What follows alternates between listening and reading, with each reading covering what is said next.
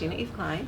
I have basically always been an artist. It was all I ever wanted to do as a kid. I wanted to draw before I would read.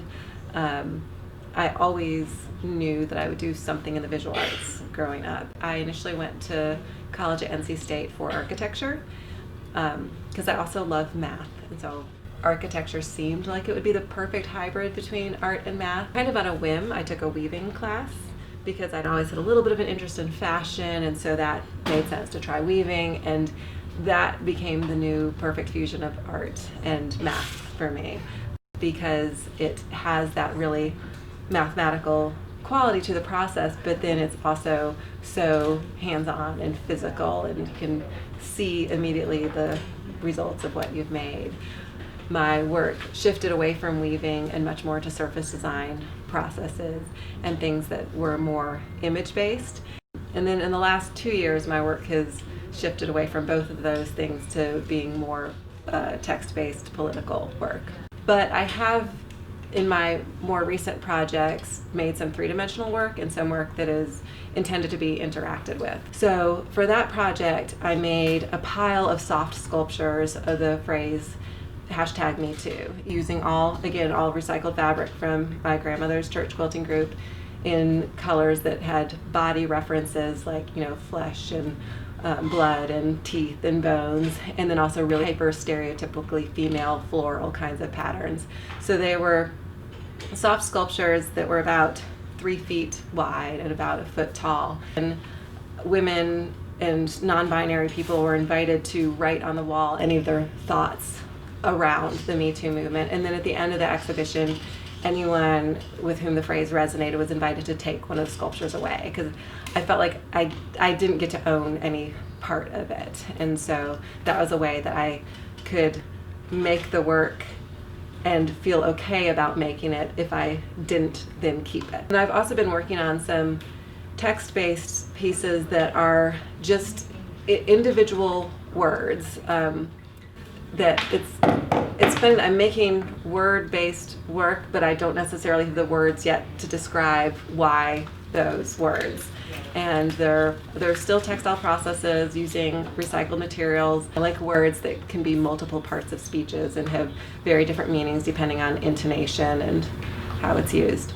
The idea of digital technologies in relationship to craft has been a big topic of conversation over the last decade or so. And what does that mean to introduce digital technologies into these traditional hand practices and handcrafts? And all tools historically at some point were new technology.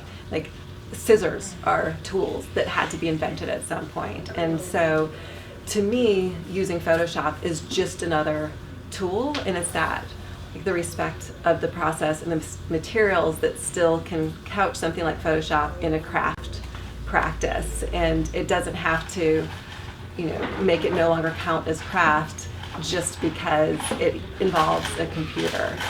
This is definitely the most youthful class I have taught at ARROWMONT, and I think a lot of that is because ARROWMONT has this new fellowship program supporting more college students, more young people coming in. And it definitely brings a different energy to the classroom, and it's really great to see the different generations interacting and how they help and support each other. So the younger students are very technologically savvy, and they do not need my help in Photoshop for sure, and they can help support some of the students who aren't as familiar with the technology we're using.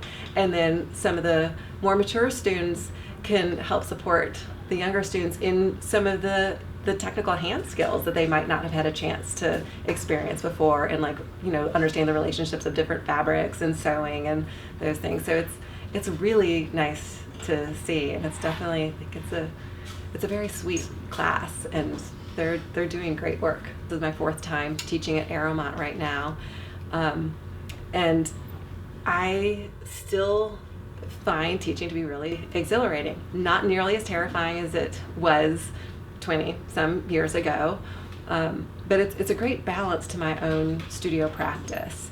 It's like I have enough structure through the teaching and then enough freedom in my own studio practice, and I can take my own studio research into the classroom, and then inevitably questions will come up when I'm teaching that I then want to explore later in my own studio work. And it's this back and forth balance, and I kind of can't imagine doing just one or just the other. Like, they both need each other and feed each other. And I might concentrate the gesso at the bottom too. And that's part of why I do the weird flipping the image so that it goes upright, so that I can kind of consistently have a mental picture of where the image is going to land on that piece that I'm printing, so that if I do want to make sure the gesso, the image, all of that is in one specific spot, I know where I'm aiming for, and I don't have to try and like flip it in my head.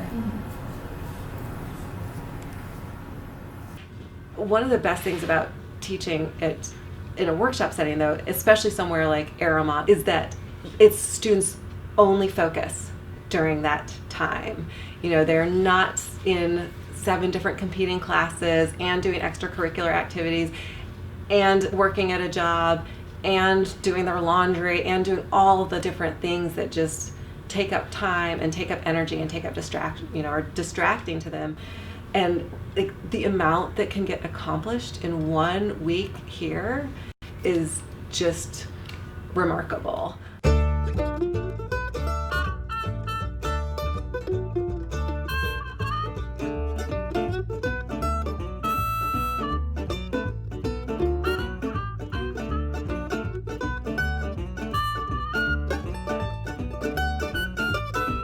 Every evening when the sun goes down, get with my party and I begin to clown. I don't care what the people are thinking.